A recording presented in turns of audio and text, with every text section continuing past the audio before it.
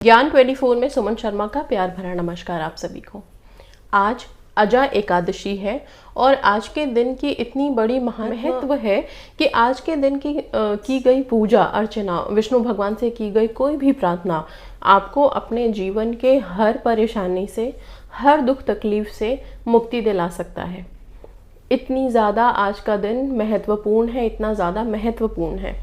आज के दिन की एक कथा बहुत प्रचलन में है और ये हमारे पुराणों में लिखा हुआ है। राजा हरिश्चंद्र का नाम हम सब जानते हैं, सुनने हैं और ये जानते हैं कि राजा हरिश्चंद्र सत्य के पुजारी थे, सत्य को बहुत ज़्यादा मानते थे।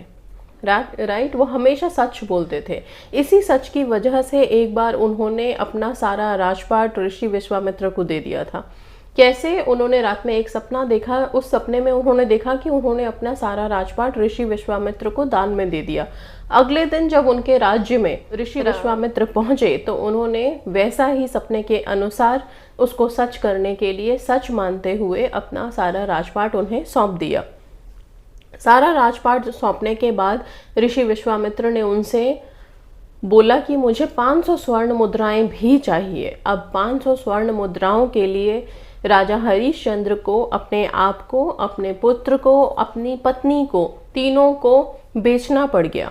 उन्होंने तीनों को बेचने के बाद 500 मुद्राएं ऋषि विश्वामित्र को दे दी। तो राजा हरिश्चंद्र को खरीदने वाले थे डोम ने उन्हें खरीदा था। अब उनको, क्योंकि डोम ने खरीदा था, तो उनकी नियुक्ति उन्होंने शमशान घाट में कर दी कि आप यहाँ पे जो भी शव दाह के लिए आएंगे उनके परिवार वालों से आपको कर लेना होगा, फीस लेनी होगी एक तरह की। वो उनका काम था।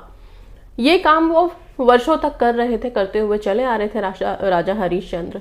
एक दिन उनकी मुलाकात ऋषि गौतम से हुई। गौतम ऋषि को उन्होंने अपने जीवन का सारा वृतांत बताया, सारी कहानी बताई कि किस तरह से वो यहाँ पे ये काम करने को मजबूर हैं या कर रहे हैं। ठीक है। इसके बाद गौतम ऋषि ने उन्हें बताया आज के अजा एकादशी के बारे में कि आप अजा एकादशी की पूजा अर्चना कीजिए, व्रत कीजिए और उस दिन आप विष्णु भगवान का ध्यान करके उनसे प्रार्थना कीजिए, आपकी सारी परेशानी खत्म होगी। राजा हरिश्चंद्र ने अजा एकादशी का व्रत करना प्रारंभ किया, शुरू किया। और क्या हुआ, बीच में ही उसी दिन उनके पुत्र का नाम था रोहिताश। राजा हरिश्चंद्र के पुत्र को सांप ने काट लिया और उसकी मृत्यु हो गई। राजा हरिश्चंद्र की पत्नी अपने पुत्र को लेके उसी स्थान पे आई जहाँ पे उनके पति की नियुक्ति हो चुकी थी शव को जलाने के लिए, उनके शव के परिवार वालों से कर वसूल करने के लिए। ठीक है। जब इनकी पत्नी अपने पुत्र को लेके आई शमशान घाट में, तो राजा हरिश्चंद्र क्योंकि सत्य के पुजारी थे और वो अपने हर काम से ईमानदारी रखते थे, तो उन्होंने अपनी पत्नी से भी कर संस्कार के लिए उन्होंने अपनी पत्नी से भी कर मांगा। अब इस कर के लिए उनकी पत्नी के पास कुछ भी नहीं था देने के लिए, तो उनकी पत्नी ने अपने आंचल का, अपने पल्लू का एक टुकड़ा फाड़ के कर के रूप में राजा हरिश्चंद्र को दे दिया। इतनी बड़ी चीज देख करके आकाशवाणी हुई। ईश्वर ने उन्हें खुद बोला कि तुम्हारे सत्य से हम प्रसन्न हैं और तुम्हारे सत्य के कारण ही तुम अब इन सब चीज़ों से मुक्त होते हो। सारे दुखों को, कष्टों को दूर किया उनके। और फिर राजा हरिश्चंद्र ने ईश्वर से प्रार्थना की कि आप अगर मेरे सत्य से प्रसन्न हैं, मेरे कर्म से प्रसन्न हैं, तो मेरे इस पुत्र को जीवित कर दीजिए। और उनका पुत्र जीवित हो गया। इसके बाद वो सांसारिक सुखों को भोग के लास्ट में बैकुंठ को चले गए। मतलब उन्हें मोक्ष की प्राप्ति हो गई और अपने कर्म को उन्होंने सुधार लिया, लेकिन सत्य को नहीं छोड़ा। और अजा एकादशी के व्रत करने से उनके कर्म, उनके जितने भी दुख, क्लेश, कष्ट थे, सब दूर हो गए और उन्हें मोक्ष की प्राप्ति हुई। तो ये अजा एकादशी इतना महत्वपूर्ण है। अब अजा एकादशी आज है। आज शाम को आप एक छोटा सा उपाय कर सकते हैं, विष्णु जी की पूजा अर्चना कर सकते हैं। हो सके तो आज के दिन विष्णु सहस्त्र नाम का जाप जरूर करें। और आज के दिन अगर आप विष्णु सहस्त्र नाम का जाप कर लेते हैं, 1000 बार जो विष्णु जी के नाम हैं उनका जाप आप कर लेते हैं, मेरी वीडियो है यहाँ पे, मैं उसका लिंक दे दूंगी। आप चाहें तो जाप कर सकते हैं, अगर क्षमता है तो बैठिए, एक दिया जलाइए, छोटा सा दिया जला के एक लोटे में गंगा जल भर के पूरा जल भर लीजिए, उसमें गंगा जल की कुछ बूंदें मिला के उसको रख के और फिर आप 1000 नाम का उच्चारण करिए।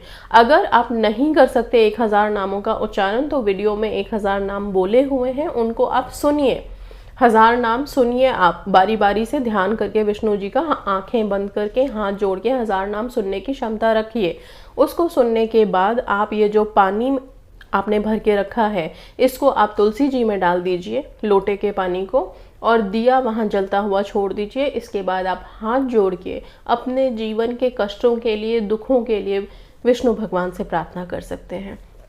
एकादशी का दिन विष्णु भगवान का बहुत प्रिय दिन है और इस दिन की गई कोई भी पूजा अर्चना का महत्व बहुत ज़्यादा होता है, बहुत जल्दी उसके रिजल्ट मिलते हैं। ठीक है, सो अजय एकादशी के लिए अभी पूरा दिन बाकी है, आज करना ना भूलें, जल्दी से ये काम कर लें, पूजा अर्चना शाम तक ज़रूर कर लें।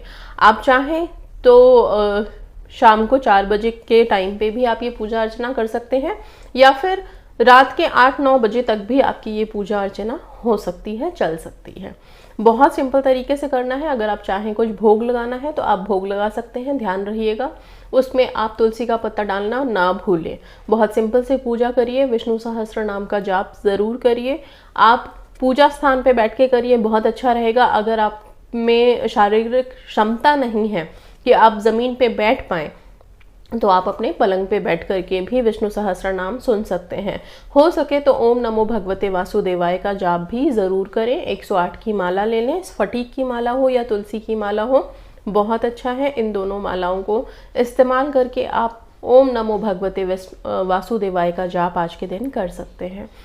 सारी प्रार्थना, सारे नामों का उच्चारण के बाद, मंत्रों के उच्चारण के बाद हाथ जोड़ के अपने जीवन के कष्टों को दूर करने के लिए विष्णु भगवान से प्रार्थना कर सकते हैं, पूजा अर्चना कर सकते हैं। ये है अजय एकादशी का महत्व, इससे आप सब अपने अपने जीवन को सुखमय बना सकते हैं। इसी के साथ विदा लेती हूँ, धन्यवाद।